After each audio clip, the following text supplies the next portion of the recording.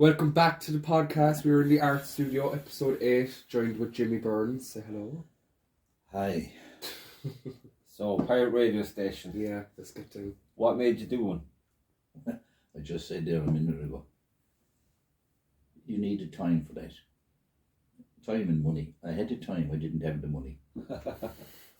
You needed the kind of time you want to get when you're unemployed. Yeah. You know, I was unemployed, and I was foxing. I was foxing for a fella called Fred Daly, and all of a sudden RT came to town. They were going to visit a lot of big towns in Ireland and set up a radio station for the week. All right. And it was grand. Everyone was talking about the Bratch. My buddy was on it. He interviewed the likes of Derry Gowan and Tomas Cavan and several others. That was the opera singer, wasn't it? Yeah. Sometimes.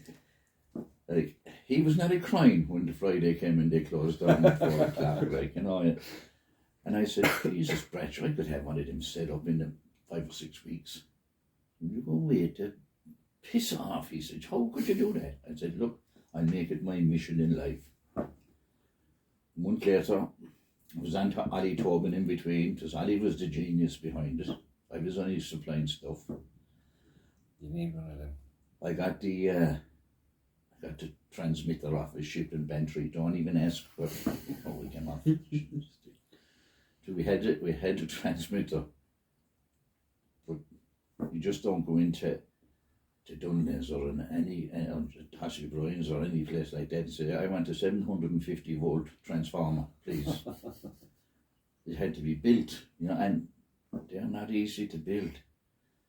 So Ali said to me, we're in the building, he said, I want 2 transformers. But I said, Ali, those transformers, I said, they reduce the power. We need to increase it. Let that to me. I brought him into his shop and he went to 2 transformers the next day. Can't remember where I got them either. I got him anyway, but It's best you don't remember. Yeah. we went in anyway. I brought him into Holly anyway. He stripped them down. They were on rolls, a coil of copper, and he stripped the whole lot and rewind it onto a different coil and set it into the casing of an old amplifier. And when we pressed the button for power, this thing came on and the dial went and stopped at 750 volts. That was grand, but it was the transmitter was valve operated, and if you did that to valves, you just boom, they'd blow them out. You had to heat the valves first. So we needed a 24 volt power supply, which the post office conveniently enough supplied. And that was grand. Once when you starting up the transmitter, turn on the power supply for the valves first, leave it for 5 minutes, hit the power supply for the transmitter main, and boom, everything was hunky-dory. It was all records back then, though, wasn't it? And tapes. It was on my records, unfortunately. I'll go there. Yeah. Imagine what you get up to if you were like tuned into, like, not that you aren't tuned into today, but if you had the energy and the wherewithal, you probably have a TV station. Well, that's what Ali said to me. They don't give a damn about us, he said. Mickey Mouse radio station, they don't care. Above in Dublin, they're not interested. If we set up a TV station down here, then they'd be caring. Yeah. Then they'd be interested. Heads would be turning then. And we could do it, he said. There's a mast up there in St. Bernard's, we could do it. It's not impossible. Well, he's a freaking genius. Oh, For real, isn't I he? tell you about Ali. Barry Jean got in a massive big machine from Germany. Unfortunately, the manual was also in German. Bill Hickey, Lanta Mercer, Bill Hickey said to me, he was the electrical contractor below at Barry Jean at the time. He said, Ali, took one look at the manual, he said, blew to one side, went his own way about it. Irish as it gets. The whole thing up and running in no time, Bill said to me. The only snag was, if anything ever went wrong with it, we had to go to Ali. But Ali he was the only genius that I ever met in my life, so I'll give him that. He has that madness in his eyes, that intensity. He's always like thinking a million things at once. I said to Bernard, his brother, one time, I said, why did you have Ali in the band? No band without Ali. If anything went wrong, he said, none of us could change a light bulb. No, Ali was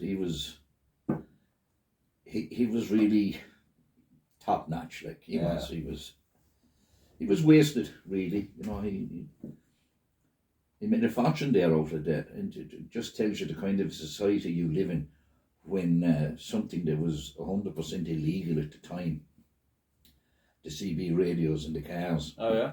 Ali was fitting 4, 5, 6 of them every day. And when they were made legal, a year later, no one coming to them.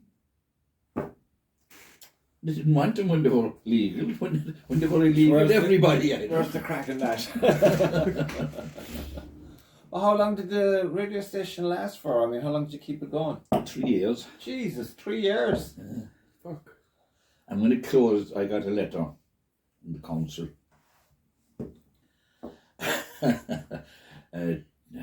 £10,000 fine, 2 years in prison, or both. And Fred Daly said, we were operating out of Fred Daly's place at the time, and Fred said to me, fuck him. That Move changed with the again, council, he right? said, move again. Wow. But there was 92 pirate stations in Ireland at that time. 92. And most of them now have gone into, where was it? I think it's important though that every town has their own local radio station. You know, it brings that kind of sense of community into it. Fuck, sense of community, that's gonna put in. I didn't think we were drinking tonight. And that love. I might be. There's even ones now that concentrate on Christmas, like, you know, it's mad. I don't know. Is there a place for pirate radio stations anymore? Because the radio stations are even kind Well, of... you see, Well, I suppose on there the is internet, a like, place. There is certainly a place for local radio, because you can listen to any radio in Fermoy today, and you won't hear one word spoken by a Fermoy person. Mm. It just doesn't happen. I remember the first time I went on air, it was lashing out of the heavens, and I had a bundle of records in front of me, and I picked up one by the Cascades, Rhythm of the Rain. It was the first song that was played on local radio. Rhythm of the Rain. And that was simply because it was raining up. There was a truck after breaking down at outside the old technical school. Yeah. Bratchell came in to me with a bit of news. There's a picking truck, he said, you can't drive anywhere. And I said it on the radio. Avoid going, if you're going downtown from Cork Road, go down the back. Yeah. And I was inside in Albert that evening. The cowboy came in. He says to me, Jesus, that was a great bit of news. I was only driving in from home, he said. And I went, you give that bit of news on the radio. So I drove straight on and down the back hill. Grand. But that's what local is all about, like. Absolutely, yeah. And did you, how many were there working it? Myself, Ali never had anything to do with the like as a DJ or anything like that. Yeah. He was there totally for keeping it up and running, which was absolutely brilliant. Tom Bailon. Tom supplied the double deck, which was. Did you have the skull mic? Did I see that there? Yeah, That sure, was Mike. Yeah, they were cool, but Ali gave me that as well. that was a cool looking thing. And I gave Tom a key, and Tom used to let the double deck out for discos. Like, Yeah. But when he was finished with it at night, he'd drop it back into the studio, and it was all the same as. Yeah. Tom was brilliant as well, like. But then you had Brian Shunick. Yeah. Brian used to do On the radio. Yeah, he used to do a half hour at lunchtime. He did, boy. He did. And Joe Flynn, famous Uncle Joe. And of course, the Bratch. Joe Flynn with the chipper on the hill. Yeah. You know who he's like now? Joey Diaz. Joe used to have his afternoon request program, like, and of course, the only hassle with Joe was he couldn't operate the deck. A bit of a. So I had to be there all the time Joe was on. I could leave the Bratch and the Bratch would operate away on his own. And you Brian Shunick in, and there was another lad as well, but they were better than any of us. And with Joe, no, Joe wasn't that way inclined. Like, all Joe wanted was the mic. Yeah. And I'm the talent. He's do all of that stuff. He said to me one time, "My three buddies now," he said, "are below and Kate O'Brien's having a pint. I'd love to be down there with him. This is a special request for them," because he didn't know. I didn't know what the music was going to be until I looked down and I saw the good, the bad, and the ugly. Hugo Montenegro. I put that on.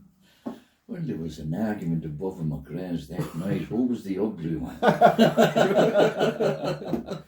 Would you reckon, could you still make a radio station today now the way you did it back then? It'd be better today, isn't it? No, but like without getting caught, I mean. If I had the equipment back then that I have today, I'd never been caught. The thing about it is, Mikey Johanny came to me and he said, "Give me a rundown of what it would cost." And I got back to him and I said, 25 grand up front. And that's for 10 years. For the license. For the license. Yeah, I read about that. It's very, fuck. But then again, you needed a place to walk out of, and you needed music, and you needed... You'd be thinking expansion a little bit. But there was people interested in it. Of course. There was two people came to me, and they were interested in putting money up. But they went to see, they brought me with them, in fairness to them, to see a solicitor, Anthony Carroll. And he told him, he said, "Look what's going on at the moment. It's not legal. It's not illegal," he said, in the sense that there's anything in legislation that says doing this is illegal. But it will be soon, you know. And anyone, like in England at the time, the people who started all this off was the people who started Radio Caroline and Radio London in the 60s, which was astonishing. Because all they played was music from the top 100, nothing else. There was no ads, there was news, all right, you get a small bit of news on the hour. But they were brilliant, like. You know the movie The Boat That Rocked? That was the boat. based on one of those? Yeah. That's some movie, man. Never Really? watched it. Really, I saw it in the cinema with Lucy. It's one of those movies when you get it later on DVD, it's just that's something. Yeah. It's a cinema movie. It's like they used to broadcast off on a ship off the coast of England. Moving target. That's why pirates came in. That's where the pirate radios came into being, like, you know. We were land pirates. We were on. It was 92, man. I can't believe that even. Yeah, it says a lot about a lot, doesn't it? 92. In this small little country. But you think there's a lesson from my these days now than what there was back in your head? No, it's for my is completely and utterly changed, negatively changed. It's I remember Pillock Bratch was on the radio one day. He said, "Anyone know with any requests? Drop them in the letterbox at St. Oh, James's Jesus Park." Christ. Of course, it was my job every morning to go down and open up at 8 o'clock. We opened it just like someone had used a shredding machine inside the hall. Bits of paper everywhere.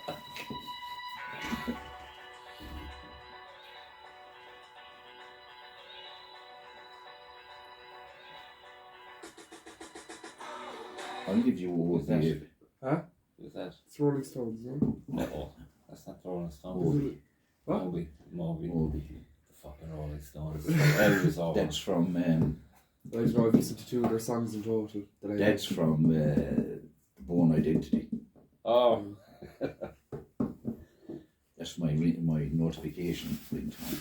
So what kind of timetable did you have in a normal week? Is it just the daytime radio? No, well, it was at that time when I learned this from my mother. You couldn't compete with TV, so I decided 8 o'clock in the morning until 6 o'clock in the evening. I remember when we got television in over home in 63 or 64. The television, my mother would turn it on at 4:30. That's when RT started up. And there'd be nothing on, so she turned it down. It's in the picture. The next one, she could be on the other end, but the next one that came on, the next program that came on, then she turned it up to see if that was any good. And if it wasn't, of course there was no RT guys, you didn't know what was coming on next, like. But I decided to waste the time competing with television. I mean, you go into a pub, and even if you don't like what's on the television, your eyes are drawn to it, like. Yeah. You know, it's... Hypnotized. I remember the branch said to me years ago when television started to pop up in every pub, colour television, especially in the early 70s, 74, whatever it was. Brad said to me, that's the end of conversation in pubs anyway. He said, I don't think I got barred as such. But I was playing pool below in Jack Daly's one evening with Johnny Millward.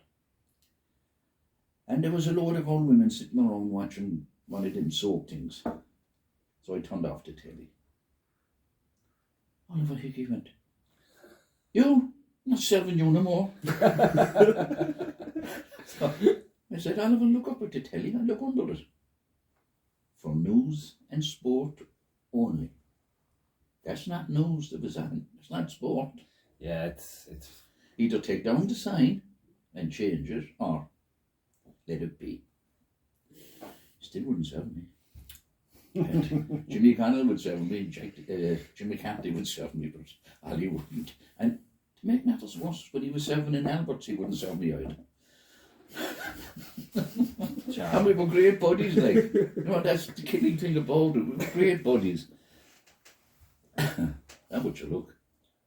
But the pubs as well, they've changed a lot around from like most of them have closed as well. It's a thing. I mean, it's not progress. no, we're getting more cafes out. a man said to me 10 years ago, could be less, maybe 8, around that time anyway. He said that Fermoy is too small for all the pubs. And he's been proven right. He said 8 or 10 pubs is as much as the town can have, he said, and all of them to make money. Yeah. And it's heading that way, like. Good luck to anyone who wants to do the 12 pubs at Christmas. I know. You have to go back to. Finish by 1 o'clock. No, it has changed unbelievably. Like, I mean, there was a time there when any pub that I went in had a radio station on. And I remember poor old Christy McDonough came down to me one day and he said, there's people above McGrath's and they won't believe we've a local radio station. Could you believe that? Can I sing a song to prove to them that we have a radio station? So I had an LP on at the time, and I only intended to let the first track play. So I handed Christy the mic, wasn't plugged into anything, I just handed him the mic. And Christy sat there and he sang 2 songs, I think. Thanks for that, there's a point waiting for you, Bob McGrath. So he went away anyway, and Bradford relieved me at around 1 o'clock. Bradford said to me, stay out of McGrath's if I were you. Oh my God.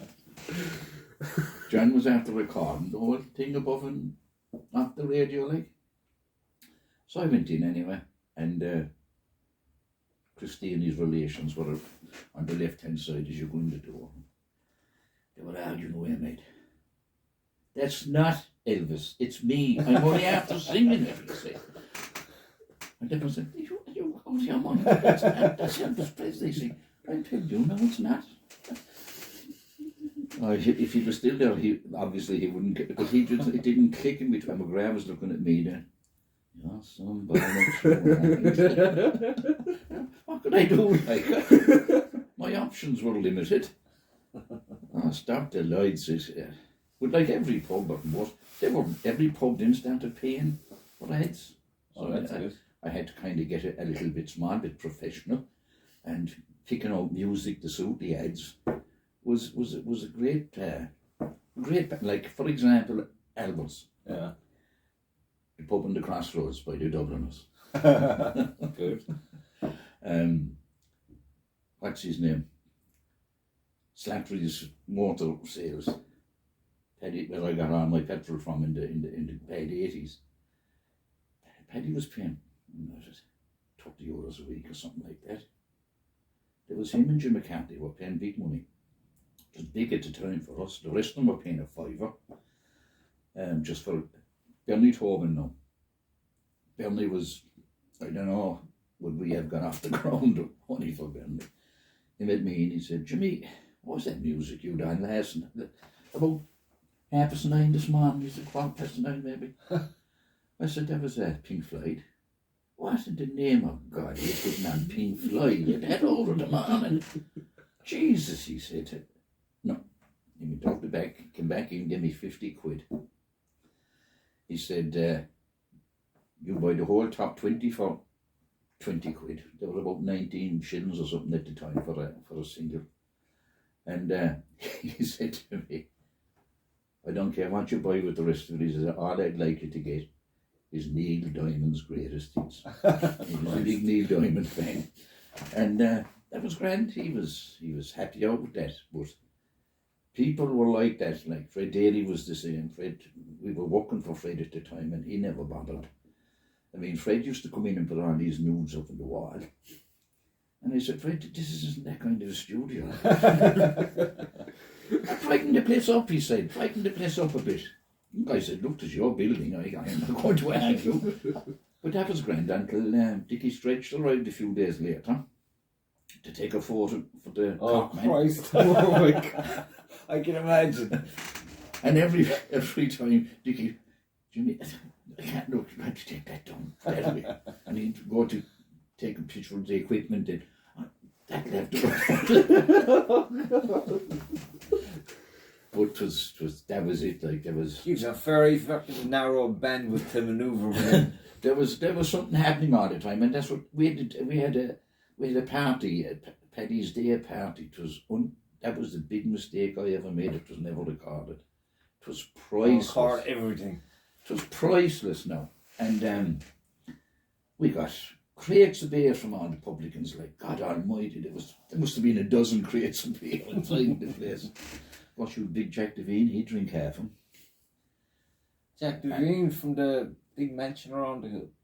If you keep, where you come out I know from this man was, he worked in the ESB. All right. He was a big man, Jack. There was two pillars above an Albus one time. They were always arguing and whistling at one another. And I was up at the end of the bar by the fire with Jack, and Albert came up to the two of us and he said about the two boys down at the other end of the bar. Temporary madness. Temporary madness, that's all. And Jack said, Albert, there's fuck all temporary about that. He said, nothing whatsoever temporary. They're loony. So it was the law then that kind of put a halt to things? After 3 years, yeah. We got a good bit in, like 3 years is a long time. See, I was kind of 3 years out of work as well. I mean, this was into the 80s, like. Mm-hmm. Yeah. And I remember, he died the other day, Sean Murphy, to Messon. Sean looked after me well for jobs. If there was work available, he'd call. If I wanted to be let go, he got himself into trouble. To be let go.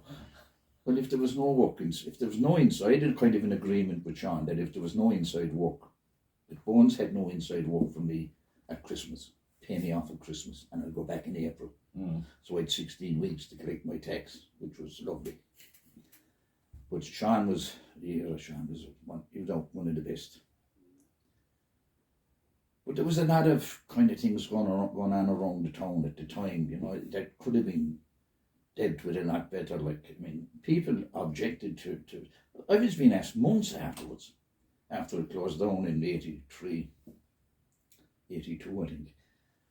Those people, drivers go downtown, they'd ask me, when is it ever going to start up again now? When is it going to start up? Or, you know, this was going on for ages. But it was a pity, and like, I could write a book on, and there was a girl came into me from the Avon Jew, and a couple of years ago, and she wanted to do, she was kind of doing all this local history and local, All right. and she wanted to do an article on the local radio. And I told her about the episode above in the church. You see, when we opened up first, we opened up inside Noho in Beachfield. Right. And we were running around from there, but I said, no. Ali said to me, go to Beachfield, concert house, go to Beachfield, he said, move up to my, Ali had he had his mother owned Cheers at where Cheers is now. I'm staffing them. All right. His mother owned that. She owned the house next door. And there was a big, Ali had a big Jesus. workshop at the back of it. So we moved up there. And we were getting on. We announced beforehand that we'd be closed down for 2 hours max. And we moved up there, and I was up in the roof setting up the aerial, and Ali was getting the transmitter set up inside. And I'd say it was only about an hour maybe that when we were up and running. And there was something about Elvis Presley that I could never ever put my finger on. Every time we did an Elvis song on, something happened. The jinx that is. And another knock at the door. Not a guard this time, a priest. I said, how can we help you, Father? I hope you can help me, he said. Can you come up? Come up to the church and I'll show you what's wrong. Went up to the church anyway, myself and Ali. And there was 3 or 4 cleaning ladies in the middle of the church, and they were leaning on their mops. And Presley was belting out all over the place. And the priest said, see what I mean? If this happened tonight, he said, or Sunday, God forbid, he said, what are we going to do? Wouldn't that be some laugh? Ali stepped in straight away. Well, it's nothing to do with us. It's your own fault. Your system is adapted. Simple as that. That's why you can't turn it down. Water there, like. Can I They take couldn't, one? they couldn't. They went to their own amplifier and tried to turn it down, and it had no effect because it wasn't coming through the amplifier. It was a ground wave running onto the speakers. All right. And Ali said, well, no, actually I could do a good job in that. And I never asked him afterwards how much he got, but he wouldn't do it for nothing. No. But he sorted it out for him anyway. He went away and got a lint cable and a copper bar, and he had it done and dusted in no time at all. I say the crack was mighty. I was walking downtown. We were up in that place now, actually. That was the place we were operating from at the time. And I had to go down to William to sign on Friday. And I walked past Kavanagh's TV shop, and Phil Dale was sitting in his car, listening to the radio station. But I knew, obviously, the night before, I was after doing an hour of a tape and put it on. I put that on when I left. Like. I walked past him here, and Dale jumped out of the car. Jimmy, what's going on here? What's this? You're walking downtown and you're on the radio at the same time. What kind of a carry on is this? William said to me, did you hear on the radio this morning? It couldn't be me, William. Radio, not me. And it was getting, the net was kind of tightening in, like, you know, but we couldn't get anyone else. Is there many of your gang around today? And from why? No, all gone. So what, it's just you and the Boilerman left? Yeah, that's about it, I'd say. Would you not do a podcast once a week? And the Boilermen now, for example, like, most of our buddies didn't even get to 70. Tack was 64, some 65. Jolly Donoghue, 64, same again. MS, same again. All died young men, like. Sad. I think you should hook up once a week and just It's not a bad idea. do a fucking Memory Lane podcast. I mean, There's the name and everything, Memory Lane. on memory lane. It's something to look back on as well. And work the brain muscles and the memory part. Yeah. the thing about it, like Dion said to me, they know that operating a nap like that in a pub, we say. Yeah. It's just like with Bluetooth now. It's quite simple, like. Yeah. Bluetooth speaker, and off you go. Yeah, but with the age of some of the barmans nowadays, good luck at them trying to hook up a Bluetooth Well, speaker. they'd be. I mean, what is there to do? Like, once you've turned on, and that's it. Don't turn it off. Let the Bluetooth on and let it run. Oh, it's crazy what you can do now. Like. It's great. Technology's there to I was accommodate born you. in a grey. It's great what you can do. I remember, people would be talking now about a great singer. No, to me, he was definitely one of the very, very top. Leonard Cohen. Oh, yeah. But I remember going into this. I used to go into this record shop in Berlin every Friday. I'd buy 2 albums. And I went in down this particular Friday. I had me 2 albums. And I saw this album, Leonard Cohen.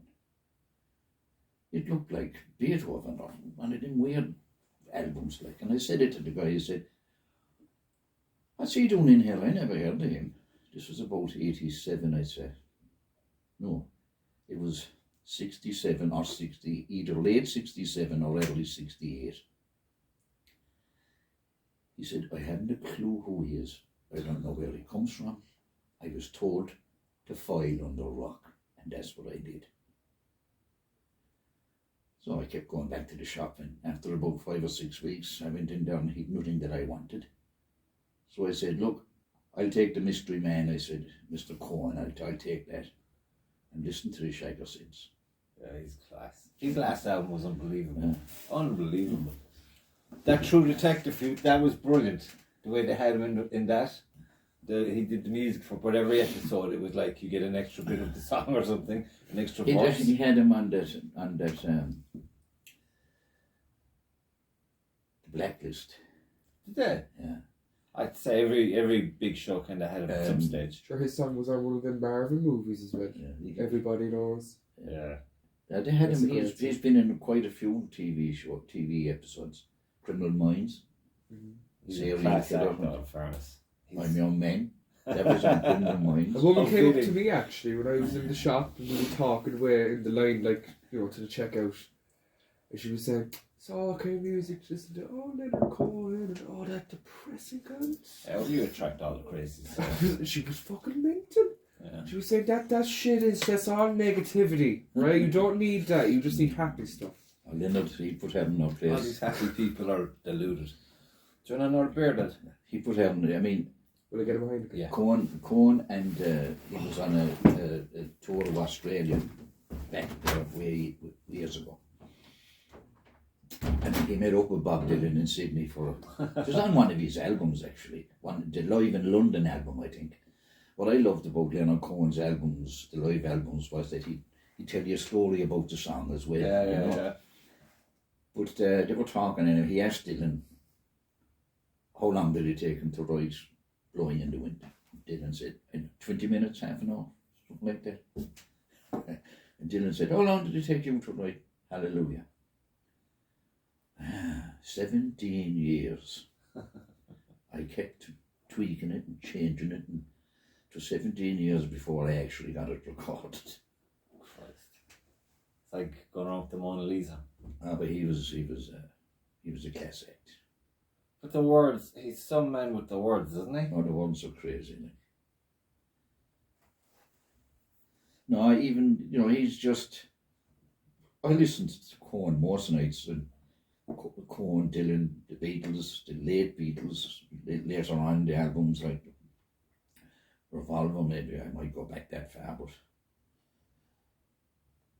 No, they were...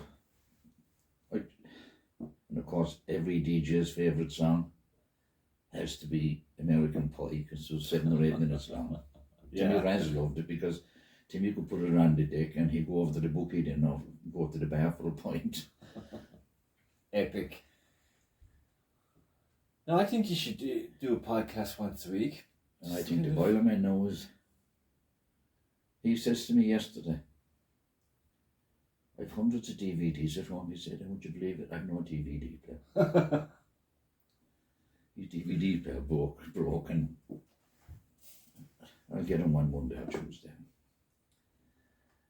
I haven't seen the man in a while. I think the last time I saw him was at your party that time when he was on about that painting of that horse he used to have. Oh yeah. It was the He last still time I has saw it. him. He still has it stuck up in the wall, but The jockeys, but I didn't care about the jockey. It was all about the horse for me. That was the thing with him. It was the horse, wasn't it? oh yeah, it was a The Boiler Man was Billy Murphy involved in that Billy as well. Murphy Yeah. was one of the instigators of that. Yeah. So Billy Murphy, He's a Billy Murphy fucking used to have these poetry things, you know. yeah. When Shorty was down there one night and Shorty recited a poem, Billy Murphy said, John, that's outstanding. When did you write that? I didn't, he said, that's the Moody Blues. Graham Edge wrote it, he said. There's some band that. He actually caught me down to Mark Brown and he wanted me to go to Dublin to see Leonard Cohen with him. On the Threshold of a Dream was the album that this thing was on. On the Threshold of a Dream. Yeah, and at the Straight very end of away. it, But they had some crazy. at the very stuff end of in the poem, he says, stand hand in hand, and together we will stand on the threshold of a dream. He died only a couple of years ago, Graham Edge. Yeah. Did he? Yeah, What age? Do you know? I don't know what age he was. But then again, you can be terribly gifted, but it takes sometimes a freak of nature to actually give you a break. Yeah. Like when the Moody Blues were flying in the 60s, were one of my favourite bands always. And Shorty used to always say to me, oh, they're not getting back together. Why can't the Moody Blues get back together? But the likes of Denny Lane, he was the lead singer with the Moody Blues, and they were a kind of, if the only thing you could complain was Fleetwood Mac. Fleetwood Mac before Peter Green, Fleetwood Mac after Peter Green. They're good band. Before Peter Green, they were a blues band. And without Peter Green, they were rubbish until they evolved into what we know now as Fleetwood Mac. Moody Blues was very similar. When Denny Lane was with them, they had their number one hit single called Go Now. It was a bluesy song. Denny Lane left them then to join up with Paul McCartney. And they put an ad on Melody Maker and New Musical Express for a singer-songwriter. And this guy turned up. Justin Hayward, 19 years of age. Blew everyone away, like, you know. From long after that, he wrote Nights in White Satin, Big hit. you know. And there's another one, The Melancholy Man you showed me. Yeah, but Oh. the thing with the blues, like the Moody Blues, that all their albums were kind of, they were all connected. Well, Within Story. themselves, within themselves, they were all connected. Like Threshold of a Dream knows all the songs were connected, and so even more so, the first one that you had morning, afternoon, evening, Nights in White Satin. But did Pink Floyd do that as well with an album? It'd be like They did. listen to it in order to get the whole thing. If you like, the Moody Blues were actually before Pink. They were certainly before Pink Floyd in the covers. Mm. Their covers are Oh, crazy, like. Acid Man. I seen this thing recently. Do you know Pink Floyd Dark Side of the Moon album? They say if you play the album, Oh, fuck off. This crazy crap now. Go on. Play it backwards. no, you play the album. And I'm playing it backwards out for the devil to be talking to you. But you put on the record, you click play on the Wizard of Oz, you know, the 1930 original. Yeah. It all plays out. It says, "Look around." She looks left. It's What's his fucking name was everything on the connects Joe to it, Rogan like. podcast? The guy who wrote that album. What's his fucking name? Radio Chaos Man. Oh, fucking Roger Roger Roger Waters. Waters was on with Joe Rogan there a while back. Was and he? Joe Rogan hit I've him with watched that that. exact thing and he's looking at Joe. No, Joe. No. That's just one of those That happy was- coincidences. That was a fantastic DVD that The Wall, when he went over to France to the father's grave, I don't think I saw that. and they played a concert, then they'd take a break, and you'd see Waters and he driving along over in France, crosses as far as the eye could see, All right. and he played the trumpet at his father's some anniversary or something. I mean, his father was only 27 when he died in the Christ. Second World War. Just for the letter. That's why he's a complete freak on war, like, you know. Yeah. He's, I'll tell you though, I mean, when you think about it, the success he's had and everything, he could be just kicking back and enjoying he was himself. a driver. He's a workaholic. He was a driver. When Dark Side of the Moon became a hit, the rest of them more or less sat back and said, well, whew, great. He made That's it. it. Good luck now, and how are you? Live off And the Walter royalties. said, we've an album to get up in September. We've contracted to produce this album by September. And we should go here. Awesome. But he done most of it himself. He had no choice, because the rest of them weren't interested. But that Radio Chaos is up. I love that. But album. it's the great album. only kind of, Oh, yeah. it's the only non-Pink Floyd album. Most of Waters' non-Pink Floyd albums are Sound Pink Floyd, aren't they? Yeah. Yeah, even with the backing vocalists, they have the flavours. Always, I love his stuff. I think he's a genius. He is. I really do. He's I love his really stuff. smart. But he's bad as a brush. But he's a clever man. He's very clever. He said that he was in the States there. What year have we now? 2022, about 3 years ago, I'd say. It was before COVID anyway. And they sold $160 million worth of seats and concerts in America, coming up to the end of that year. Oh, And Waters, they were in Keith's place, Philadelphia. hi Keith. And Waters says to the guy who owned the building that they were playing in, like, you know, he said, how, I looked out there and he said, there's no one out there over 30. Like, they weren't even born, he said, when we were going strong. How does this come about? Like, it's quite simple, he said. When we put up posters 3 months in advance of concerts that are coming, they just download what they see, they download some of the music. If they like it, they buy a ticket. If they don't, they won't. Simple. Obviously, he said a lot of them like what you do. So, Can't even imagine the amount of concerts they've done over the years. All over the world, like. But I remember seeing an album cover and there's a beach with like a zillion beds on it, and it was like at a time now where you have to put the beds there physically to take the photo. There's no like digital messing about. Yeah, I They know. physically put these beds go onto the horizon. Like, I'm like, fuck. Have you ever? they used to do some fantastic things with video cameras. And all they wanted was them for the light. Yeah, yeah. And they put different colours on the lights, like, you know, just worked out a treat. They were cheap Yeah. for them, like, rather than getting the proper geek stuff. But they were, It's very creative.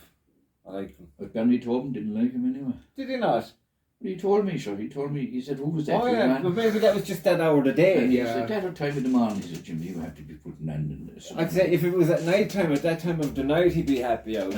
But I've listened to like Pink Floyd's earlier stuff with Sid Barrett in the band. It's like a totally different band. Like, Yeah, I'm all not the really songs. into that. Bernie, no, it's good. Bernie used to he'd get videos in from below in Lismore, Dungarvan area.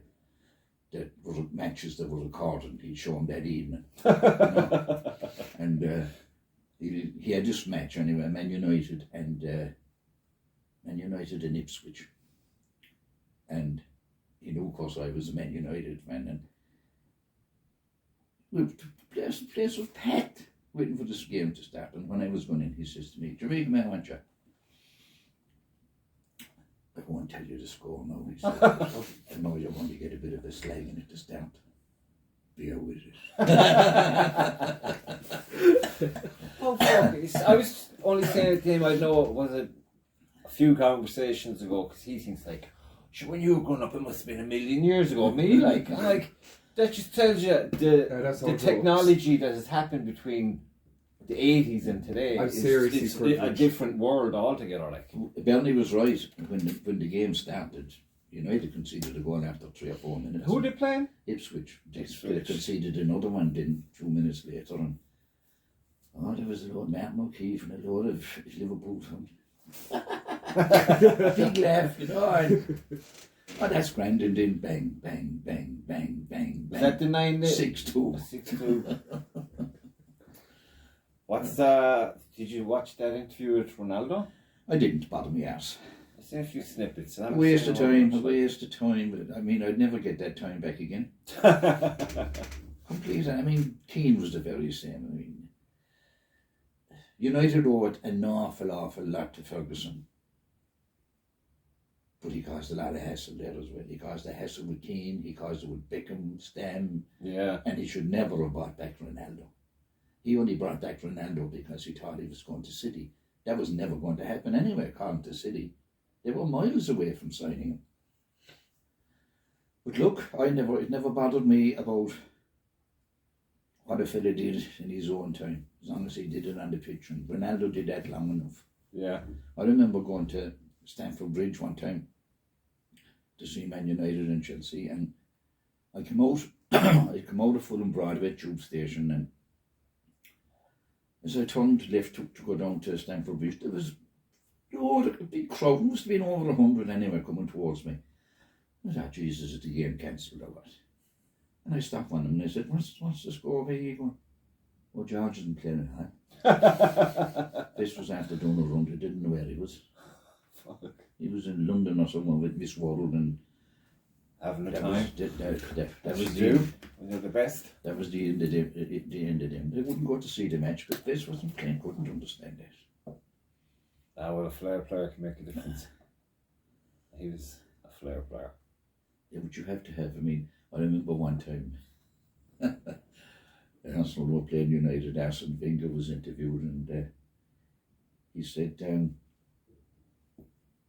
he was asked who's going to look after Cantona. Well, and he said, if we put too much emphasis on Cantona, who's going to look after Mark Hughes, David Beckham, Paul Scholes, Roy Keane? Who's going to look after all of them? He said, we've only got 11 players. Well, he was a cute horse tool boy.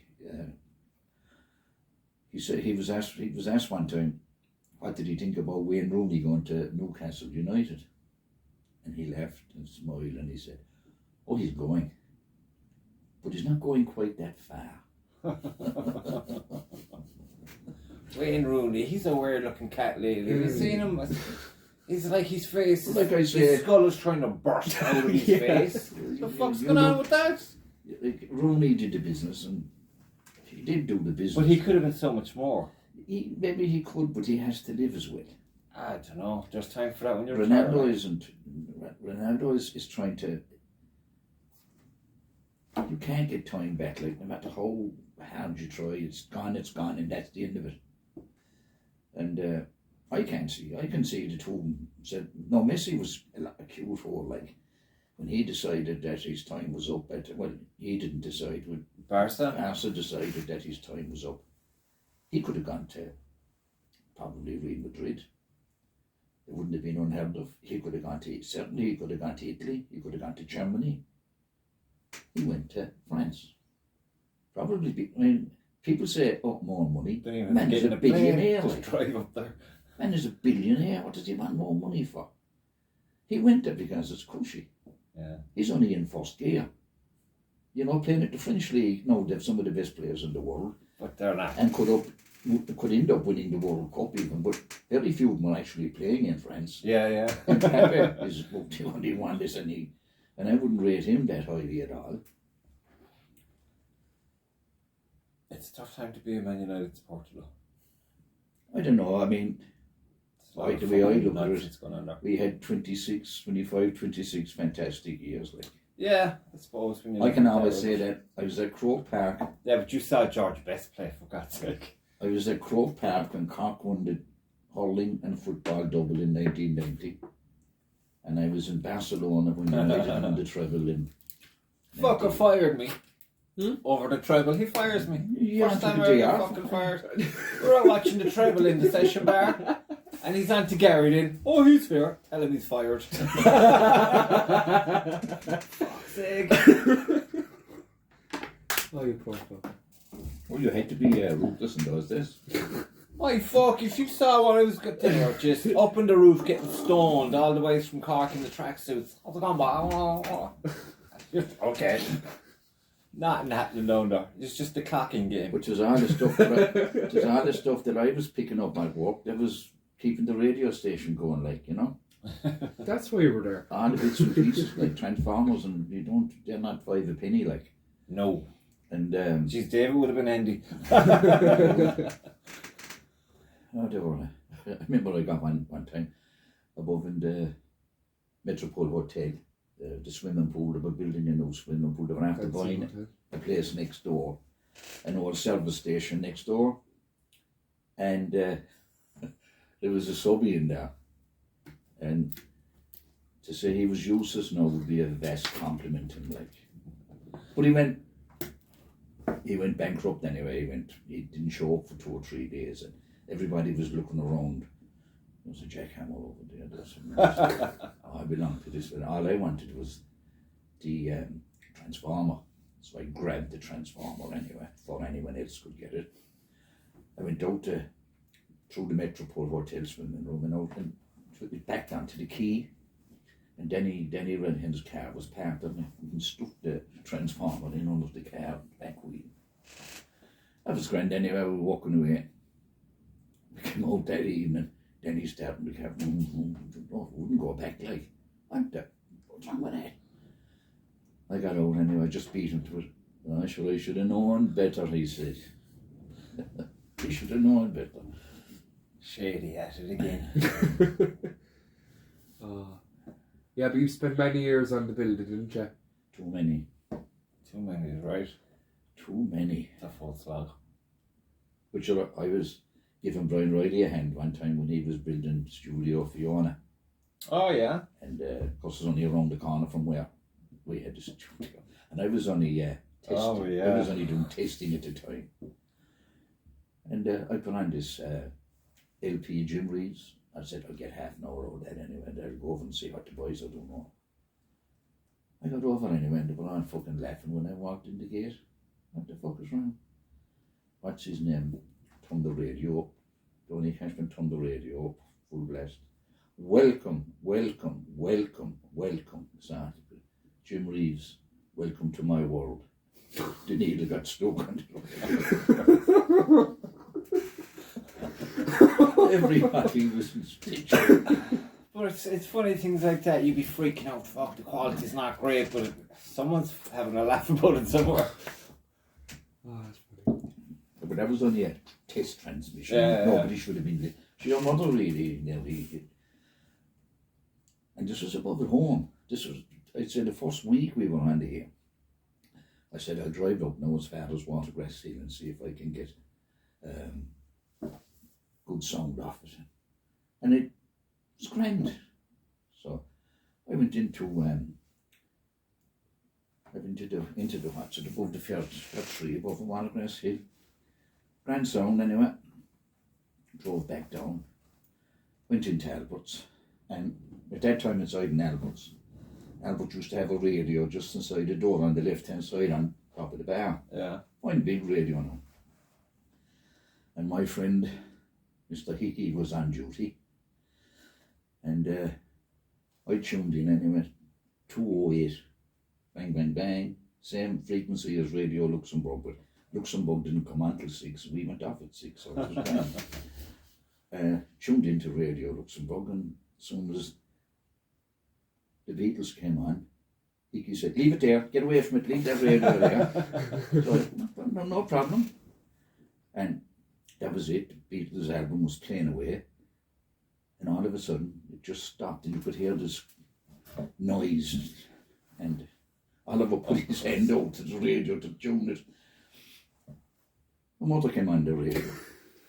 If you're not home in 10 minutes, your dinner will be in the dog. I don't even think we had a dog at that time. We had all those strays coming in. And The boilerman couldn't get over it. He said, I'm hitting this red hen. I heard that. I heard that out in Castletown. Castletown. With every strain from I go into that house and they're all called Lassie. Every fucking day. Well, we had a dog one time who was, we called him Rambo. Remember him? Oh. He's And, a fucking nut. well, he was a nut altogether. But we had another fella, Monica Shangle, like Oh, Jay. OJ. And Philip Cohen said to me, Oh, shit. Jimmy, that's a stupid name. What do you call him OJ? That's a stupid name for a dog. Well, I said, look at him, Phil. He's black and he gets away with murder. And he said, do you know what? He said, that makes sense. That makes sense, he said, that makes sense. Yeah, but like I could write a book on things that went on in that radio station. Like, it was priceless. A lot of it was priceless. Yeah, it's nice to have something though like that. I think I'd love to work in a radio station, but I would as well. not the way they are. See, they're bribing people to listen today. Like, No, I'd like to just like have like what you had now in a room. You get all the equipment together, local, just keep everything The together. one, That'd be good. like the government came out with this thing then, and I never bothered my ass trying to contradict them. Like, we're closing down all these radio stations, pirate radio stations, illegal radio stations, whatever you want to call them, and we promise everyone that we will have local radio installed. yeah, right. That was in the mid-80s, maybe. It never happened like this. There's still no. You listen to any of them, probably y'all, maybe you might. They had a radio station going for it, and it's still going. But there was no one around with really deep pockets at that time that was interested in this. If there had been, like, it could have been a different story. But it would have been, and like once the license was paid for, the equipment was sourced, it would run itself really. Like, all you needed then was maybe 7 or 8 or 10 guys who could chip in with a bit of DJing, and you know, like I said, going up against television is really a waste of time. Like, Yeah.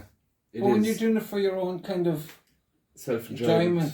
you tend to do more than what you would if it was a job. I remember when I used to close down, I used to open up and close down. And every evening before 6 o'clock, 10 to 6, I'd give out a list of what was happening in town. All right. Raz are playing Creans at 10 o'clock tonight in the darts.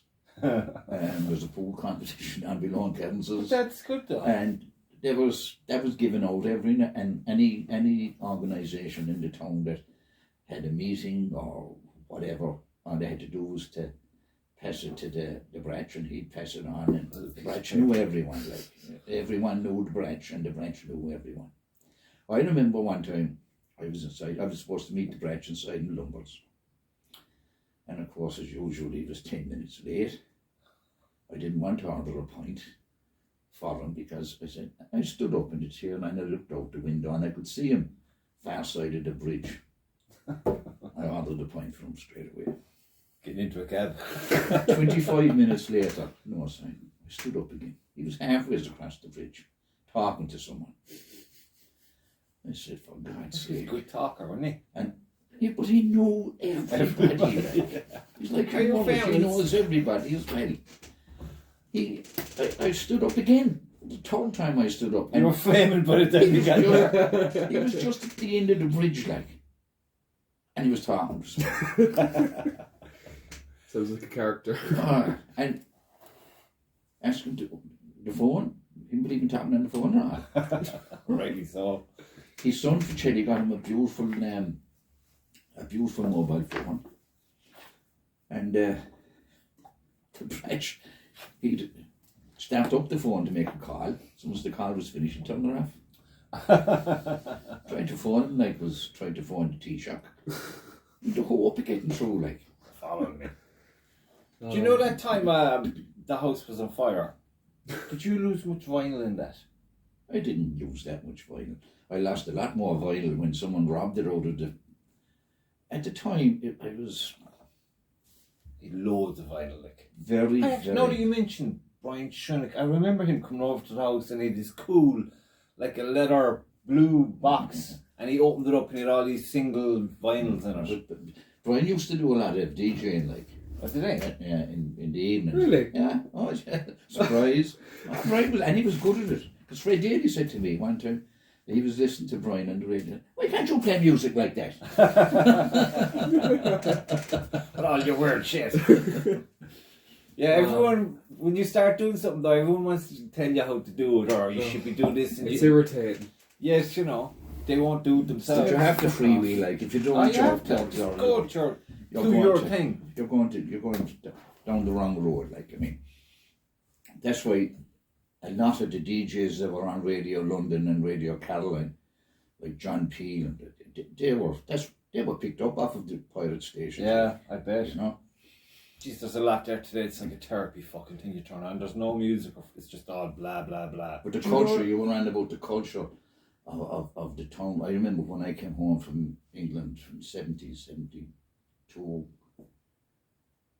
I used to go to concerts. Christ, I went to concerts in London and in Chatham. You see, It's like go back in time when you came home. it was a culture shock. Yeah. Even I used to go to 2 or 3 foot. If there was a match on in London, I'd be there.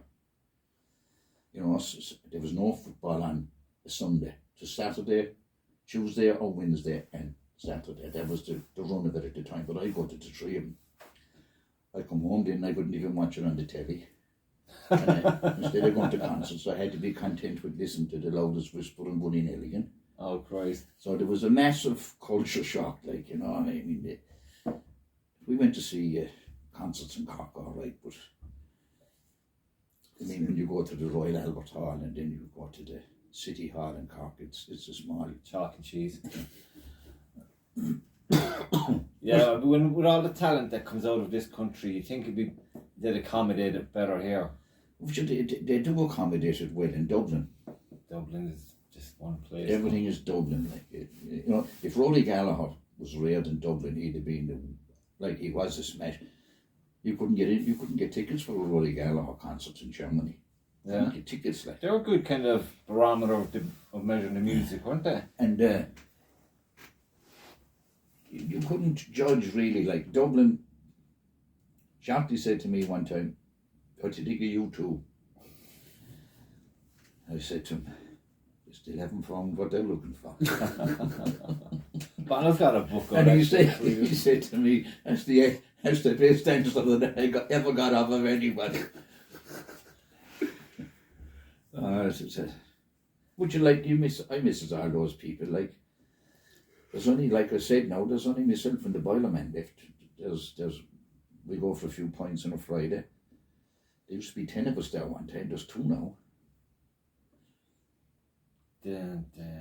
Ah, yeah, but sure, look, you still have the crack with him, like. He's a hoe. Oh, the Boilerman is the Boilerman. I We're tell not you- going to change him anytime Oh, soon. no. I swear, the minute the 80s came, he probably, with technology started advancing, he just said, no, fuck off.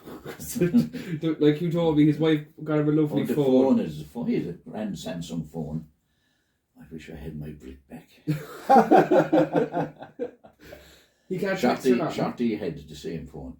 Oh, did he? Very same phone. And he had this label on the back of the phone with his name and address and all that on it. Oh, Christ. And he lost it about 10 feet outside his door. And the bus stopped. And about 40 people went past the phone and no one bothered picking it up. This girl picked it up anyway. She knocked on his door and handed him in the phone. He got a new phone as well. No, this is true. Like, Shorty was one of the most intelligent people I ever met. Poor man. One of the boys said to me, "Put some music on that for Shorty, will you?" "I will, no problem." And Shorty said to me, "How will I listen to it then?" I just closed my eyes. Oh, Dave. Oh, stop. Sorry. Okay, When they come out first, they cause more problems than solutions. I remember he's some character down in Cater Brains back in the day. You know, Shorty was Shorty. You weren't going to change Shorty. And I was home from Germany one Christmas and I was sitting above in the sitting room Christmas Day Kathleen, John's wife, her mother, came in to me. Come out quick. Change the bottle of gas. I said, John will do that for you. John, you know how to change it. You know, he was the same age as me, like. We were born in the same year. He was a year older than me, but we were born in the same year. He was January, I was December. He was the class ahead of me at school. But every time I came home, I'd leave a blast of vinyl inside with Charlie because I knew it'd be looked after. And if nothing else, it'd be looked after. And that's what he copped on to Leonard Cohen, because I left a load of... He loves Leonard in Cohen. the mid-60s, they're now shut. He moved into Parnell Terrace in 61. And I used to come back in the 66, 67, 8, 9 and 70. And remember when I came back from Cyprus, I had a load of albums with me and a load of cigarettes and whiskey and Christ knows what else. And I stopped in London for the weekend and I met Ronnie Kavanagh, and Ronnie said to me, when you go home now, he said, Cork Airport, there's a foot and mouth thing going on there. And he said, there's signs up there, if you've been here or there or anywhere, you have to go into this office and go in and tell them where you've been. So I went in anyway, and this sort of says to me, right, where exactly have you been now? I was in Cyprus, Lebanon, Egypt, where there's a farm there, fill that, there's another farm. I was there over half an hour filling out farms. I got up to go out anyway, and he said, don't forget now, any symptoms, go straight to your doctor. That was grand. I went out and the place was empty. And this sinners in the airport. The carousel was stopped. My 2 cases were at the end of the carousel. I picked them up, walked to the door, taxi for my. Bye. I got a taxi to Fermoy. God, I had hundreds of cigarettes, hundreds of them, thousands maybe. And how long after that until you quit? Did you quit then? Were the gifts, or did you quit after that? Smoking? I gave up smoking on the 1st of January 1969. Jesus. I remember it so well because I said to myself, I wasn't a serious smoker at the best of times. But I said to myself, like, if I, like anything else, if you give something up for the new year, you want to go back. Yeah. So I said, look, I had a fag the morning of the 1st of January, and I threw what was left. I know there was been 70 or 80, so I just threw them in the bin. Alf Ripley, an old buddy of mine, came in and he said, what are you doing, Burns? I said, Alf, I'm off the fags. I'll hold on to them for you. Just in case you change your mind. Sounds like it to be more fun. Angle fag. He was a character, Alf. Yorkshireman. Is he? Leeds, yeah. He was good, like, he was a good old What are buddy. you looking at? 1 hour 13's very good. He was a good old buddy, like, Alf. He was one of the few that was there like that. He was a bit like me in a sense that he wasn't interested in promotion, and yet they were throwing it at him, Yeah. you know. I remember I'd do anything to get away. I was on 3 courses. I used to go to London. I used to go to London, to Chatham in Kent for 7 or 8 or 9 months doing a course, a carpentry course. And I used to go on radio courses in Oxford for 6 Radio weeks. courses? Yeah, a radio operator's course. Oh. That was a trade, and it was an army trade, so you got extra money. Every trade you had, you get extra money. All right. So I had skiing. Skiing. First time I went to Berlin, they told me not to unpack my bags. It was coming up about a fortnight before Christmas. 67, don't, or 65, don't unpack your bags. You're not staying here, we're closing down. You're going down to Bavaria for 6 weeks. Bavaria. So How I much said, there? that's okay. I said, I didn't even know where Bavaria, or what Bavaria was. But when that was finished, then when that course was done, I automatically got B3 grading for skiing, and I went up to B2, and the money went up as well. Yeah. And when you did a course on radio operator, but the one thing, good buddy of mine at the time, Ray King, one thing he said, Jimmy, that don't go together, driver and radio. Stay away. If you're going for one, you have to stay away from the other. Why is that? Because he was bored. All right. And he was out every morning at 7 o'clock bringing officers into camp. Fuck. He was the taxi. Yeah. Because he could operate the radio and he was a driver as well. So he was a taxi. Like. So he said to me, try and stay away from driving for as long as you can. But I was doing my course, and when the course was nearly finished, we were all sent to a different, well, I got a different, there was 8 grid references inside in this box, and you just pick one out. And I picked it out anyway. King said to me, oh, Jesus, Jimmy, you got the worst one possible. He said, no one ever gets anything out of that test. We drove out anyway to the grid reference, and we took all the gear out of the Jeep, and we were setting it up. And whatever way I looked over, I saw this electric fence the farmer had for keeping the cattle. And there was no cattle in there at the time we were there. So I said, Jesus, I said to myself, that's a perfect area, like.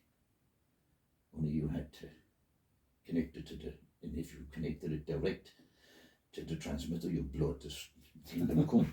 So I went over, got my nips, cut it by one of the stanchions that was holding it, cut it there, went up 50 yards up further the fence, cut it again, and we had what they called a whip aerial, which was like a ginormous, like the car aerials long ago they used to pull out. This was a 10-foot one of them, or a massive thing like a whip aerial, and I connected it, the area defence, to that. I went down then, I put an adapter on the other end and ran it into the transmitter. And when I turned on the transmitter, it went, That was no good to me, like. I didn't want them to. You were given marks from 1 to 100 about what the reception was like back at the camp, at the base for the radio. So I kind of tweaked it. You know now when you're tuning in something to a radio and the light comes on and off and on and off. Yeah. I left it there so that it wasn't, they weren't getting 100% like. Yeah.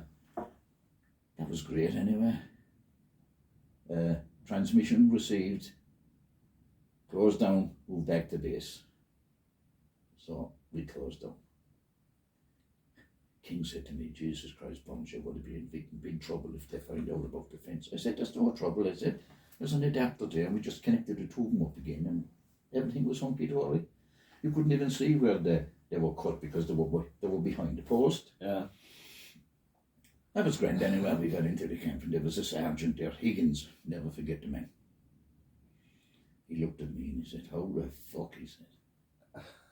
How the fuck did you get a signal like that? No one has ever got anything in from there. I said, maybe we were lucky. The weather my ass, he says. And King said to me, don't say nothing. They can't prove it. Say nothing.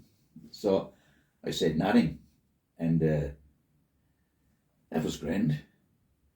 We were in the south of France exactly a year afterwards on an exercise that got cancelled, but we were told to stay where we were. And I was having a few jars with Higgins that night. He said, are you ever, he said, going to tell me how you got that signal in? I said, I told him. You fucking bollocks, he said. You should have said, oh yeah, and get kicked out or fucking worse. Oh no, he said. You'd have been commended for using your initiative. Oh shit, promoted. He said, they'd have been delighted with you for using your initiative, he said. I said, if I'd have really chunged the fucking thing in properly, he'd been blown out of the fucking cabin. But these things happen, like you have to. Man that died the other day, Sean Murphy, so Sean used to give me all the dirty jobs. Yeah. And I said, John, why do I get all the shit jobs? Because if I give them to anyone else, they'd be saying there's no gear, nothing is there, I need this and I need that. When I give you a job, he said, you just motor on and I don't ask how you do it, where you get the stuff from, I don't care. Sean, one time we were working in a job below on Little Island. Big Japanese plant. We said from Frankie Morrison, not to mess with Frankie. One of the best chippy I say I ever worked with anyway. A Japanese plant? It was a big battery, they used to make batteries down there. Alright. Mitsui. Alright. They used to make batteries. Yeah. And you know, there was a few strikes there now and again, but nothing major, and the unions came down anyway.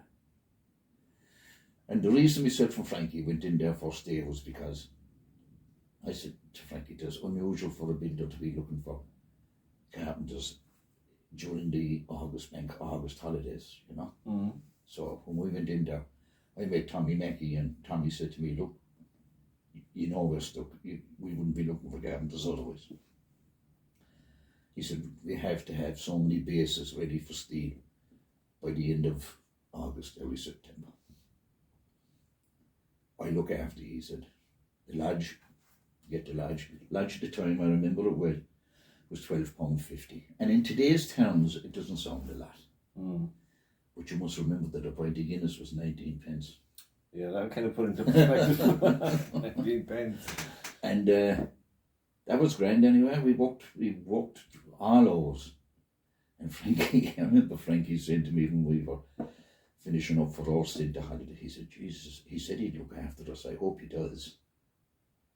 And when he opened his envelope inside in the car and he looked over at me, by God, he did, he said. He did. But the unions came down and took the lodge off us. Really? Because we weren't staying in digs. I thought it was ridiculous. I like just being away With from all that. Bobby Royce anyway, he was the union official. Jimmy, he said to me, you're not staying in digs, you're not entitled, but it'll have to go. Well, so will I said. And I went into Tommy Mackey and I said, Tommy, I know, he said, I was waiting for you to call. I do the same myself. We went 200 yards down the road where Bones were building another chemical plant. You throw a stone down there, you hit one. And Murphy was there. You looking for chippies, Sean? Stopped in the morning. All I want is an address where you're not living. That he could give us the lodge. Yeah. And all covered. Taxman was all covered in that. And I looked at Frankie, and Frankie said, I have to buy the dresses up the country. And that covered Jimmy. So we walked away, and this was September. We walked away to Christmas. And we were inside. Yeah, Christmas. We were inside in the cabin anyway, and the wages came down. And no, Murphy always reminded me of the Raging Bull. When Sean got into a temper, his face went red. He stood at the door. You bastard, he says to me. You're some fucking cute whore. The money is there now, he said. There's £17.50 in it for you to go back to Belfast. We have to give me an address in Belfast. So we didn't fucking realise at the time that they're going to pay us to go home for Happy Christmas. days. You'll find the first round of drink above the hut. They tell you now for nothing. The hut and Watergrass Hill, that's where we used to go. Your man used to hold on to the money every Thursday for us. Brilliant, like, brilliant. Yeah. It's nice to have a network of sorts. I'm just going for a Pee-wee. Do you want me to bring out a beer that or what? No, I'm grand.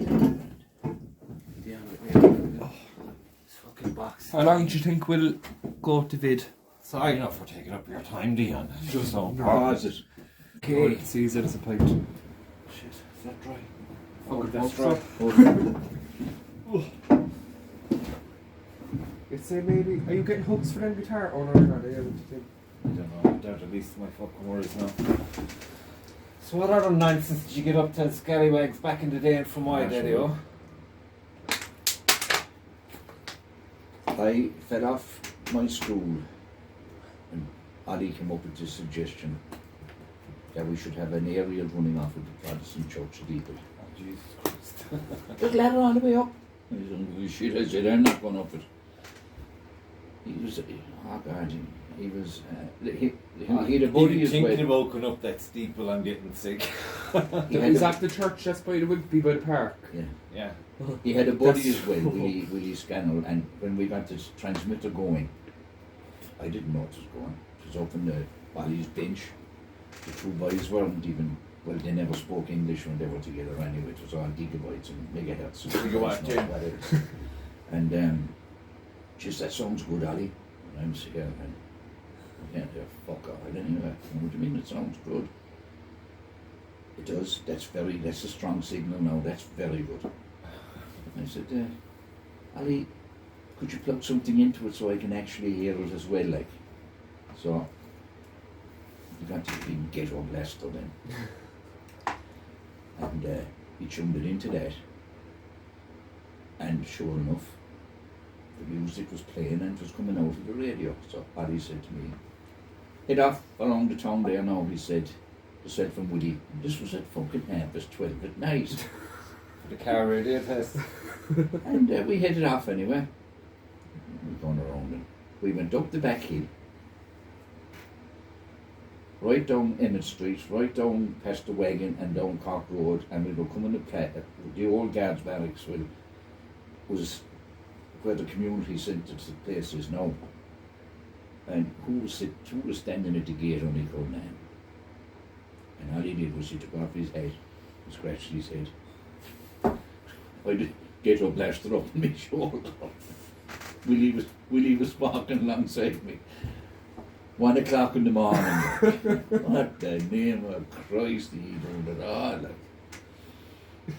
But the two boys, like, you couldn't understand the word they'd be saying. It's serious only foods and horses. Yeah, you get the odd eat, yeah, that and all that. But in between the words were meaningless, like. But the two of them, well, Wally was definitely a genius, like he just could understand all that type of stuff. Yeah. Once the interest is there, you can fly through it, like. But he definitely had brains. Well, Wally was a very clever man. And then he said to me, he said, this wasn't the transmitter, was above my place. What you do know, he said, get a socket, a light bulb socket, right? Connect it to the area out the back. Get a 70 watt or 100 watt bulb. It was a 70 watt transmitter, so I got a 70 watt bulb off and I read it. And I connected it to the area out the back. When the transmitter went on, the fucking bulb, we knew then that there was 70 watts. Now you must remember at the time, RTE were transmitting on 500,000 watts. We had 70. At 70 million, just 70. So we were no danger to RTE, like. RTE is the biggest danger to RTE. That was definitely the case. Sure, I didn't know that RTE 1 and 2, they were all funded by the TV license. It kind of starts to make sense there why they're so on top of it.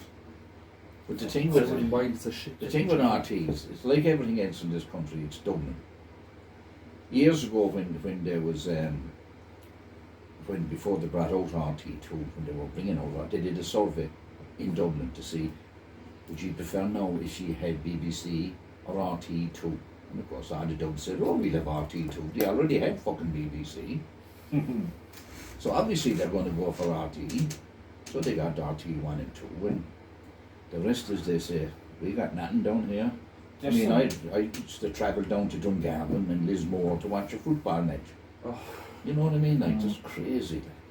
And now you can just sit down and pop on your telly. On your phone. Yeah.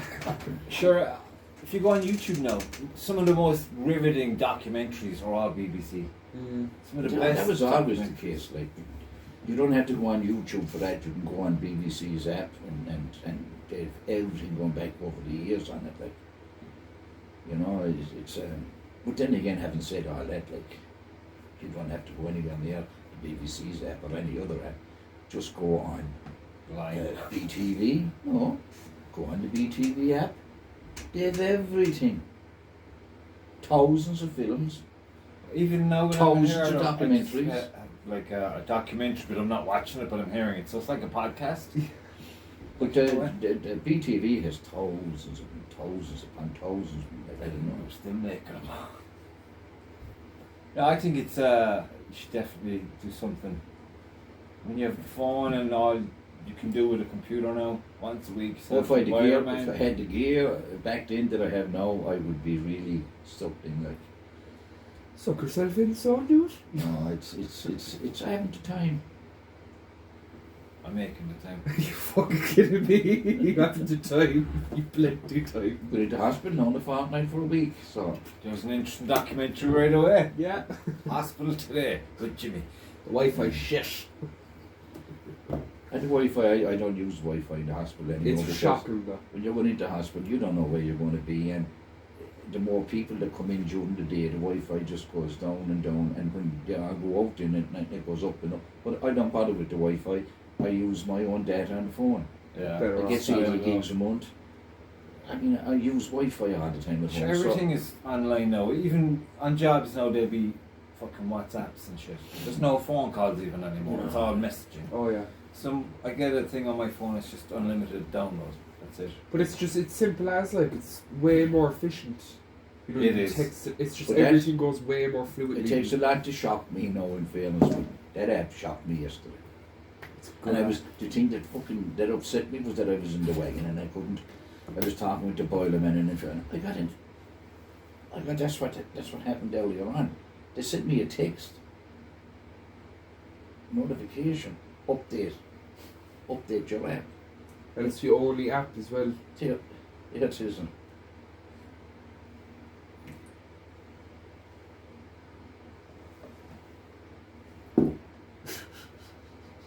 Who does that, like? Please update. And this isn't an official, proper, like... Uh-huh. Don't you tell me what to do, you fucking phone. Please update. Fucking off Yeah. the wall. Enough of that at home. I tell you, there, to some app, like it is.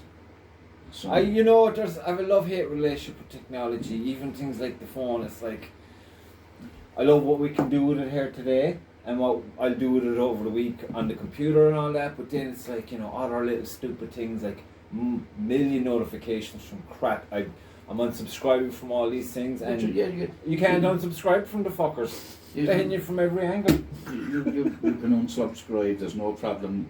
Like this one now, I leave on the ones that I want to be notified about. I'm the same. And this one I leave on all the time. Now, sometimes you have to buy him a cup of coffee. It costs $5. It'll come up on the. That's the new thing. Alright, yeah, I hear It's that. in- That's it's how in they those, term it. Buy me a pint or a cup of coffee. Yeah. If you met me in real life, wouldn't you do that? No. This thing is unbelievably. I'll show you now, Jim. Well, I suppose in a sense as well, you kind of have to give them something because they're not I've making no money. problem. Like. If I'm Well, I enjoying was something, when I I'm had a happy to radio pay for it. station going. I was getting there was money coming in, but it was going out, coming in one door and out the other door, buying new gear or Yeah, new valves we and invest new in everything. records Like, and that's the dice first and all. port of call. Invest. But none of the boys was ever demanding anymore. Although I went into, too much dick now, the fuckers. But it's just the buzz of getting involved I in went doing into it. Albert's one day and Albert's did us a bill there for you. He said €12. I said, I never left a bill in a pub in my life. I said, I never got dick. No, but the two boys did. The Bratch and Joe. Oh, of course, it would be to do them. Another fella in looking for 50 grand off me. Because he sang a song on the radio station. Oh, Here that was loaded. I was building a new studio and everything. Oh, It's the funny things how that the word talk comes out when you start anything at all. Especially When the lottery, for- he's building a radio station. Jesus, gotta get it then. But like, you could if you wanted to now. There you are just- now, General.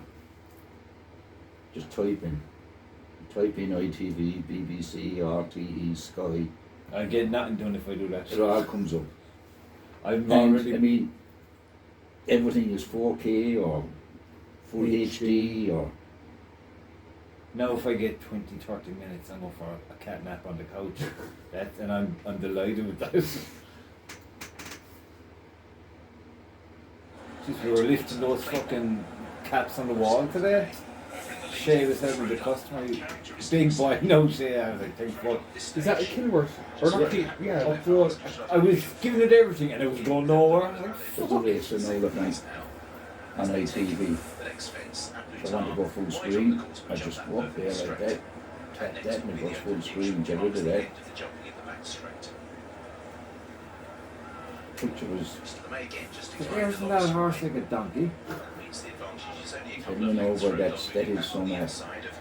I hope they can keep it. That would ruin my life. I swear to God, I just. They've changed their player and all. They never announced what their internal player was, and you couldn't actually play it on, we say, MX or VLC. You could only play it on their own player, but they never announced what it was. Now they're after coming out and saying that their internal player is Go Player, which has been around a while. Yeah. Go Player. But you look, these things are changing. Oh, every Things are week, changing, yeah. every other day, And they're the changing. thing about it is, like, there's some smart ass there with. There's a woman there now. She has. She's got firesticks.com, firetvsticks.com. Right. She has that app, and she says that she's operating out of the UK. You can tell the way she goes on, and she's got no shame in saying, like, Cinema HD is under constant pressure from stations in the UK like Sky, right? And she's no shame in saying it, like, and they are, like, I mean, Sky just can't compete with these things. You go to watch a movie on Sky or any BBC RT, and you could be lucky to catch it at the start. Yeah, You go to the app there, the good, the bad, and the ugly. Boom. I watch it. And you pause it if you want to go make a Yeah. cup or whatever. If you could do that with Sky too, it's not the same. And you know, as well as that, I read into. They don't know their day. I wanted to go on to Sky just for cracks. I saw a deal. I thought that's good, so I looked at the contract. I read some of it. There's some small writing in there, man, and it's not fucking. I'll tell you, this is a good tip now to everybody. I got at the time it was brand new in the 2000s or around that time anyway, about 12 or 13 years ago. I got the new Sky box, the black HD box. Yeah. Cost €400. Lasted me 2 months and it went belly up. So I phoned Sky. Oh, we'll have someone out to look at that within the next fortnight. I said, there's a match on tomorrow. I want to watch it. Well, that's the best we can do. So I said, okay. I went on a Russian website and I got the match. And I decided, right, I'll pull the plug on Sky. So on Monday morning, got onto Sky in Scotland and said, I want to cancel Sky Movies, I want to cancel Sky Sports, and I want to cancel Sky. But you can't do that. Read the small print. We need to get an email from you with a month's notice for each. For Sky Sports, for Sky Movies, and for Sky. That's 3 months. So I said, you know what, no, I'll do that, so. Grand job. Get off the phone Marianne. Marianne, I have a job for you. Give her the number. You phone that number, Sky in Scotland. And you tell him you want to cancel your father's because his account because he died. End of story. The sneaky. End of story. No fucking He had a wonder they bad call him phone call shady. this morning and dropped it. I owed him €53. I never came back for that. Well, he's here now, lads. I'm sure that's the least of their worries now. I don't know much Nerva does. It's the only way I could get hold of it. Like 3 months wasted. Never get that 3 months back. No. Like, And they say they expect you to pay every fucking. That's just. I was giving them £100 a month. It's like with the 99 point networks. something, and Yeah. we were paying through. There was so many ways around it. I was paying them through the bank one time, and they said they never got paid. So I said to your mother, I said, Jesus, the money is there. Why didn't they take it? there was a hassle with the bank anyway, so cancelled the account from Sky that was going into the bank, and I reopened the new account with Sky that I paid at the post office, and I gave David's name. And I didn't put down BYRNE, I put BURNS. And I didn't put down Sean O'Brien Park, I put down Beachfield Estate for mine. They didn't know notion like.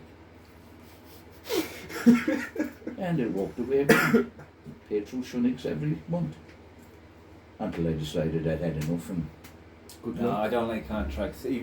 Vodafone ring you every other day saying, why don't you go from the page you go to No. the bill? And I'm like, why would I do that? That's just crazy. I'll tell you about Vodafone. I had a bill with Vodafone. I got, to me, Vodafone are outstanding if you phone Vodafone about anything and an Irish person picks up the phone, hang up straight away. I had a complaint one time when this fella came on. But you can't do that, you can't download that. And I said, listen, are you the janitor or something? Or did you pick up the phone by mistake? Because I've had this query before. I'm only here because it's a long weekend.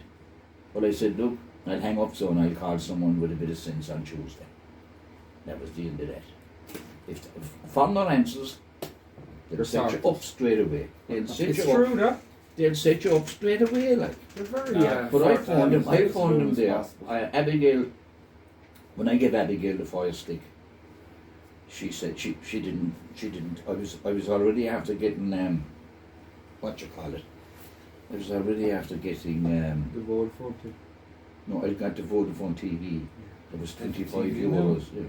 €25 a month. That's good, though. It was good value. Abigail loved it anyway. But when she got the fire stick, she fell out of love with it. So I phoned Vodafone and I said I wanted to cancel the thing. And they said, right. Then I was in trouble because we couldn't find the box. Returned the box to your nearest Vodafone shop. Okay. And then your man said, oh, there's a deal going as well.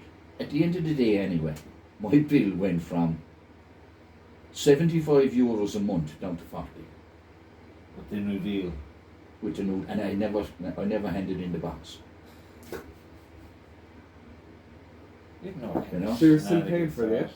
I'm not paying for the box. No, all I'm paying him now is €40 a month Good. because I'm with him so long, like 10 or 12 years or something. I'm with him. Fuck, I was that's all. with Imagine before I went with Vodafone. I'm awful, like, I couldn't stick for that long. I'm very bad. I'd be on 3, then I'd be on Vodafone, then I go to something else. But I tell you, I'd a big problem with my router there. Pre-COVID anyway, 3 or 4 years ago. And I phoned them up on a Tuesday morning, phoned them up. I said, I'm highly dependent on it. And they said, look, unplug it, box it up, and there'll be someone to collect it on Thursday morning with a new one. They were there Thursday morning at about See, 9 o'clock. that's awesome to have that kind of level of customer care. Like, because a lot of them are just, Sky. yeah, But the whatever. The best customer care I ever got. When I got my new projector, right now I was very bad at the time. You turn that thing off, please. Very, very sick at the time. I didn't even open the box for 2 weeks. You know? When I opened the box anyway and I put it up in the ceiling, the menu came up in Arabic. It was also upside down and back to front. So I said, I can't face into this now, like this is not good, like. So I went into their website, Optima, into their website, and there was a form on their website that you fill in if you had a complaint, and you put in the name of the model number, which I obviously had. I put that in. I put in my own email address and when I bought the machine, where I bought it, and I filled out the whole form. Posted it off anyway, emailed. I thought, right, it'll be 2 days before they get that anyway, whatever. 5 minutes later, I got an email back, notification that they had received my email and it was being dealt with. And I would hear something very soon. 20 minutes later, That is I very got an soon. email from this Arab. Well, he'd an Arab name anyway. And he said to me, the unit you bought wasn't supposed to be sold in Europe. It was for sale in the Middle East. That's why it's all the way it is. Yeah. So he said, bring up the menu, he said. And at the very top line, the first line, he said, I know it's in Arabic, he said, but the first line, click on it. And everything will resolve itself. So I did that. And magic, it turned around, changed to English, and everything was... Like, I thought I'd be waiting 2 or 3 days like you normally would with these email jobs. Yeah. 3/4 of an hour, I had it up in the ceiling and going and working perfect. Some picture, fucking hell. You know, it was that's what bring I, a few canvases in. that's what But you call support, like, it was brilliant Yeah. support. And it's a savage projector. It's 3D and HD. Yeah, it was a great projector. You have to get glasses for that, don't you, for it to work? I think I'll get a few for Christmas You should just for the crack. crack. You You could get, be you cool get watch 4 of them now Avatar for and €15 or something. Fuck off. Yeah, on Amazon. 450. They're not the red and blue, though, are they? No. They're the proper ones. I had them before. I'm sure they're LG or something. Oh, I remember that. Yeah, they had the big kind of at the back where the... No, the last time I had them, it frightened the shit out of me. I was sitting too close to the screen and I had this old Jaws type thing on it. I thought the fucker was going to come out and eat me. Yeah, Jaws ruined projectors my are- life, But it's man. a gimmicky thing. Like, it only lasts. I like it, Good though. for the kids. No, Yeah, Oh, yeah. Couldn't imagine sitting down watching a movie and No, you get some headache. It's very subtle as well. I find the effect. Well, you would have to be. Depends what you See, watch. I was it watching didn't take Avatar off. in the cinema. Yeah, and but it was very minimum. but you have to be sitting close to the You screen. do. Oh well. there And you at a go. cinema, you can't do that. Like, Yeah. I mean, even for a projector now, they're saying 8 feet back from the screen. Now my screen is 10 feet wide, Yeah. and you have to be 8 feet back to be sitting 8 feet back from that for to get the Maximum effect. 3D effect. But for the rest, you want to be 25 feet back to get. When I'm watching a match now, just 24, 25 feet away. Because I'm you put thrown the down- head off the couch. thrown down in a couch, but you can adjust your actual if you're watching a match and you think that the players are actually that bit like telescopically far away, Yeah. you can bring the players up to suit you. That would Hit be... him. You Score. can bring it right up, like, you know, until you're happy with the size. I See, can he's imagine still how- at it, like. I know, he's great. Still at it. I mean, I'm going to still creep at to it. sit now some night, he'll be there with the black glasses on. You fucker! What are you doing? What makes me laugh is every time I'm watching a match, especially if United are playing. Key to be honest, we'd be texting back and forth all the time. Man United player will make a mistake, and shortly after he'd probably make another one. Keith, get that fucker off, get him off, he's no business on there. I was talking to him the other night. He's got a maybe doing a podcast of his own at some How stage. did he cope? Not good. With the decking. No, when he went in to see the boys the other day, I forgot to text him back. See, or the He went shield, the is it? 16th. He went in to see the old ice people. I don't know. But you look, it's just a case of He must have been too bad because I was talking to him, was it yesterday? He's reading Bono's book. That's all that was occupying his mind. Dickie was he was 16 years there before he got his green card. Really? Keith is there. He must be there 15 years now. 14 anyway. And I remember above in the wagon, there was Gregory, Graham, myself, and Dickie. Dickie was first time home. And he took a selfie of the 4 of us above, like, you know. And I said, I'm going to send this on to my best friend in America, Keith. And Keith sent back a text, one word. Bastards. Every letter a capital.